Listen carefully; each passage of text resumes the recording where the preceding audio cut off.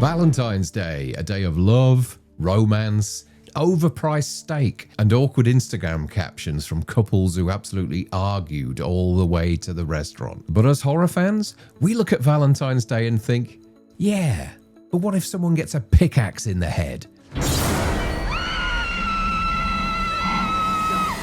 And weirdly enough, Valentine's horror has quietly carved out its own little subgenre. It's never as big as Halloween, it's never as mainstream as Christmas horror, but when it hits, it really hits.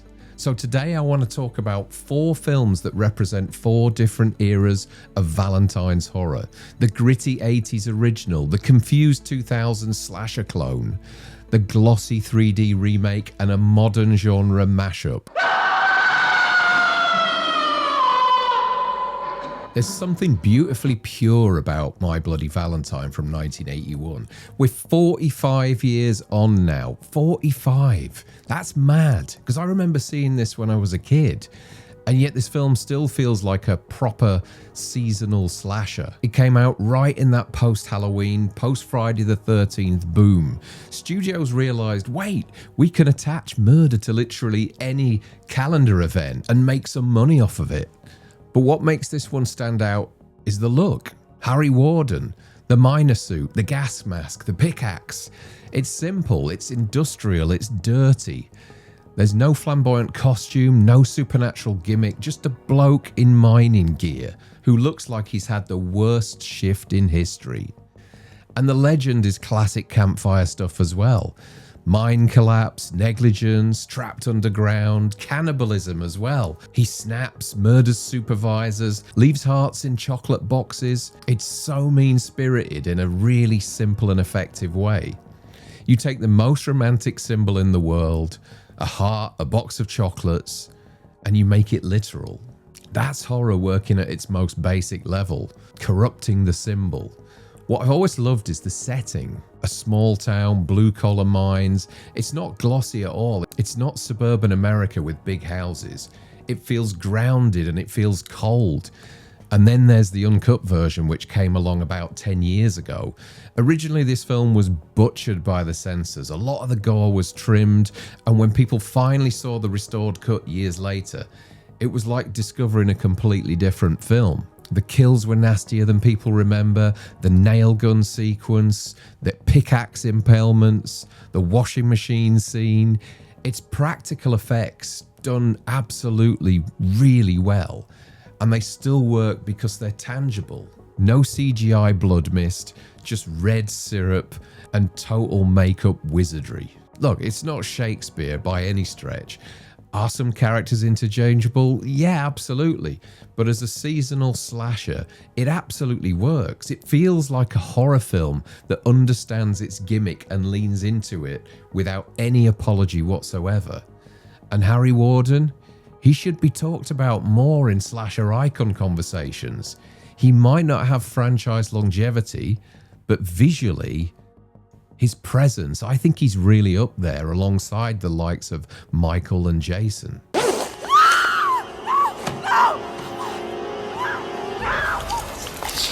Now we jump 20 years forward to Valentine from 2001. And this is where things get a little messy. You know, the film exists because Scream happened, basically, and that slew of slasher movies that followed Scream. Let's not pretend otherwise. Post-1996, studios were scrambling to replicate that self-aware whodunit formula. You needed attractive 20-somethings, you needed a masked killer, you needed a secret from the past. So what's the hook here? A bullied kid at a school Valentine's dance grows up and takes revenge on the girls who humiliated him. And the humiliation just feels somewhat really lame compared to what we had in those 80s horror movies. The opening even tries to channel that of Scream energy, flashy, dramatic, a bit heightened, a named star getting killed off in the first 10 minutes.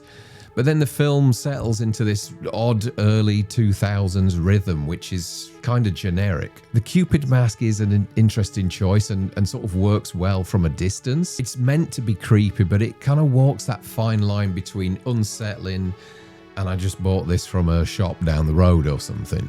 And then you've got David Boreanaz. Now, I don't mind him. I saw him a few times in Angel on TV, but in this film, he just looks like he's old enough to be everyone's dad in this film. You're just watching it all the time thinking, my God, he just looks so much older than everyone else. Then there's the twist. Dorothy is the killer.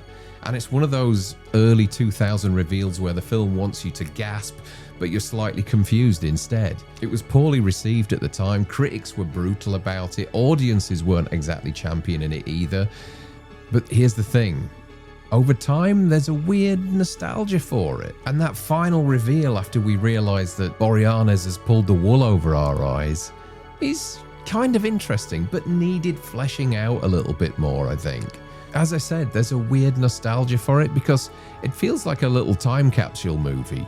The fashion, the lighting, the soundtrack. You almost feel like you're on an American Pie set for the most part of this film. It's not a great film, but it's a very 2001 film. And sometimes that's enough for people.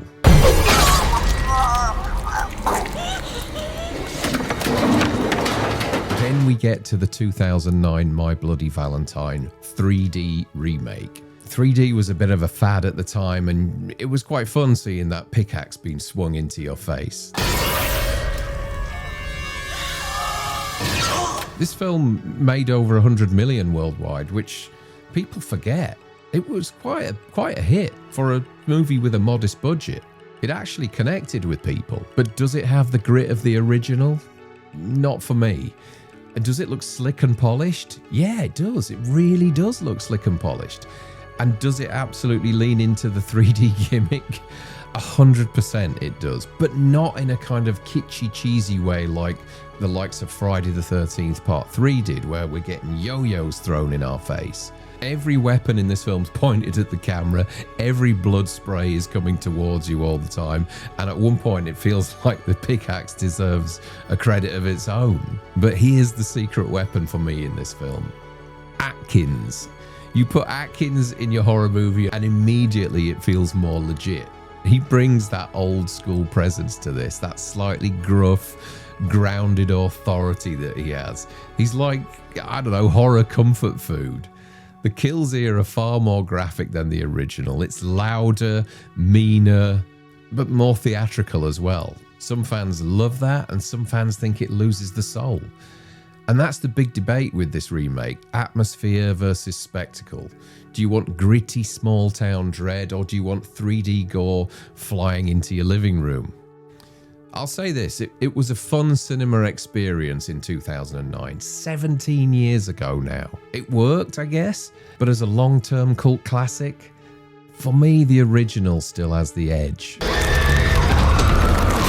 Next, we jump to modern day with Heart Eyes from 2025. And this one's fascinating because instead of playing it a straight slasher, it blends rom-com with horror, which on paper just sounds really odd. And it seemed to divide audiences immediately. Some people absolutely loved it. Some people said, you know, pick a lane. But honestly, I really respected the swing. You know, the killer design with the glowing heart eyes is visually striking. It's kind of modern and instantly recognizable.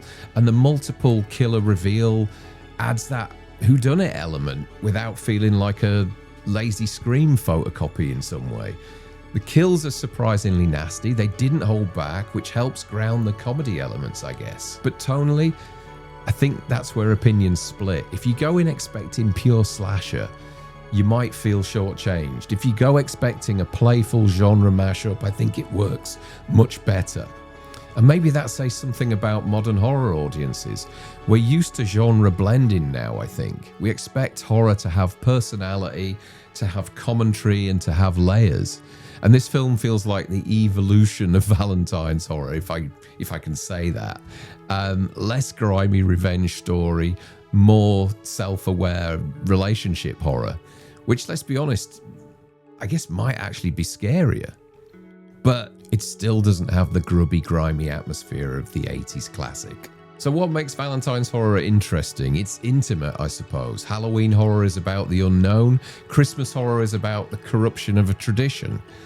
Valentine's horror is about obsession, rejection, betrayal, humiliation. Those are deeply personal emotions, and that's why this subgenre works when it works. From the blue-collar grit of 1981, the glossy scream chase in 2001 era, the 3D spectacle remake era, to the modern rom-com slasher experiment, it shows how horror evolves with audience tastes. And maybe the reason the Valentine's horror never became mainstream like Halloween is because it's too specific. It's not about random evil, it's about personal situations, and that's uncomfortable, I guess. But for horror fans, it's a small subgenre that we all like diving into now and again. So this Valentine's Day, whether you're having a romantic dinner, at home or in a restaurant, I would go to the 1981 original My Bloody Valentine as your choice of movie afterwards. Thanks for watching, folks. I'll see you soon.